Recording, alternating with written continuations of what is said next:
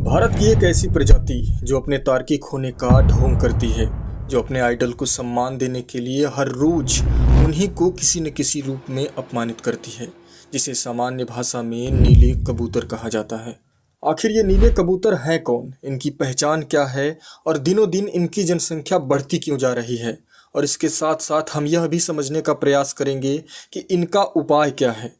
लेकिन उससे पहले मैं आपको एक छोटा सा हिस्टोरिकल प्रसंग सुनाना चाहता हूँ। साल 1932 बाबा साहब द्वारा दलितों यानी अछूतों के लिए पृथक निर्वाचन क्षेत्र की मांग को तेज कर दिया गया, यानी एक ऐसे क्षेत्र की मांग जहाँ पर केवल दलित ही चुनाव लड़ेगा और दलित ही वोट करेगा। महात्मा गांधी पूरी तरह से अंबेडकर जी के इस मांग के खिलाफ हो जाते हैं और आमरण अनशन करने लगते हैं। मजबूरी में अंबेडकर जी को अपनी मांग को वापस लेना पड़ता है, जिसे पूना पैक्ट का नाम दिया गया। लेकिन उसी समय कुछ ऐसा भी होता है कि बाबा साहब पर हमले किए जाते हैं, उनके घर पर आग फेंके जाते हैं, और ऐसा करने वालों में से बहुत से लोग दलित भी थे। हेलो दोस्तों, तो दिन कैसा जा रहा है आपका? उम्मीद है आप सब ठीक होंगे। आइए समझते हैं दलितों के जीवन के उस पहलू को जो हर रोज उनको मजाक और दया का पात्र बनाती जा रही है। दलित कम्युनिटी के वे लोग जो पढ़े लिखे नहीं हैं और हैं भी तो तर्कशील नहीं हैं। उनके अंदर गुस्सा है, एजिटेशन है, जो बहुत लंबे समय से कास्ट डिस्क्रिमिनेशन का शिकार होते आ रहे हैं। उस एजिटेशन को वे गांव के स्तर पे इस तरीके से परफॉर्म करते हैं जिसको बाबा साहब ने कभी नहीं स्वीकारा था। जैसे धार्मिक एडॉप्टेशन, कहीं पे अंबेडकर चालीसा पढ़ी जा रही है, कुछ लोग उनका कांवड़ यात्रा निकाल रहे हैं, तो कुछ लोग छठ पूजा में उनकी मूर्तियों और उनके फोटो को रखकर पूज रहे हैं। और वो दिन दूर नहीं जहां पर ये लोग उनके नाम पर भूत भी भगाने लगेंगे। कारण सिंपल है, सबसे पहले तो गुस्सा, वह गुस्सा जो उन्होंने सदियों से दबा कर रखा था। उनके साथ हो रहे अत्याचार के खिलाफ कभी एजिटेट करने का उनको मौका ही नहीं दिया गया। और दूसरा सबसे बड़ा कारण जो मुझे लगता है वो ये है कि उन्हीं के समाज के शैक्षणिक और आर्थिक रूप से संपन्न लोग उनके प्रति कहीं न कहीं उदासीन हैं।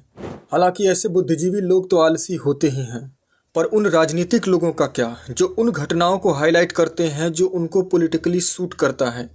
लेकिन उन्हीं के कम्युनिटी के वे लोग जो अंधविश्वास के इस नए दलदल में फंसते जा रहे हैं, उनको निकालने के लिए किसी भी प्रकार की कोई बड़ी मुहिम नहीं चलाई जा रही है, क्योंकि उनको तो फ्री का मोबिलाइजेशन चाहिए।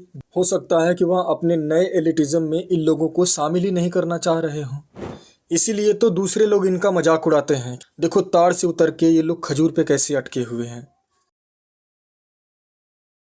देखिए, उपाय ये है कि अपर कास्ट से तो कोई बहुत बड़ा फेवर मिलने नहीं वाला है, तो इन्हीं के समाज का वह वर्ग जो शैक्षणिक रूप से प्रतिभाशाली है, आर्थिक रूप से संपन्न है और राजनीतिक रूप से प्रभावशाली है, उनको एक्टिवली पार्टिसिपेट करना पड़ेगा इनके अंधविश्वास और इन कृत्यों को दूर करने के लिए। नहीं तो ये लोग दोबारा से एक दूसरे अंधविश्वास के लूप में फंसते चले जाएंगे और हम लोग ऐसे ही देखते रह जाएंगे। बाबा साहब ने कहा था, शिक्षित बनो, संगठित रहो, तब संघर्ष करो। ठीक है, आप साइमल्टेनियसली तीनों चीज़ों को चलाना चाहते हैं, लेकिन इस बात का भी ध्यान रखना होगा समाज का वह वर्ग जो आर्थिक, शैक्षणिक और राजनीतिक रूप से संपन्न है, उसको अपना बहुत ज़्यादा योगदान देना पड़ेगा इनको शिक्षित करने के लिए, और ख़ास तौर से वह शिक्षा जो तार्किक हो। हिंदू धर्म की जो मान्यताएँ अतार्किक हैं वो अतार्किक हैं। ऐसा तो है नहीं कि कांवड़ यात्रा जब शिव जी के नाम पे जाएगा तो वह अतार्किक है और अंबेडकर जी के नाम पे जाएगा तो वह तार्किक हो जाएगा। सो कॉल्ड इनकी कम्युनिटी के जो पॉलिटिशियन हैं वो इस बात से डर रहे हैं कि अगर हम लोग इनकी पर्सनल लाइफ में घुसेंगे तो हो सकता है कि हमें ही बाद में दिक्कत हो। आपका क्या विचार है कि क्या एक नया समस्या नहीं है, और इसको दूर करने के लिए क्या उपाय किए जा सकते हैं?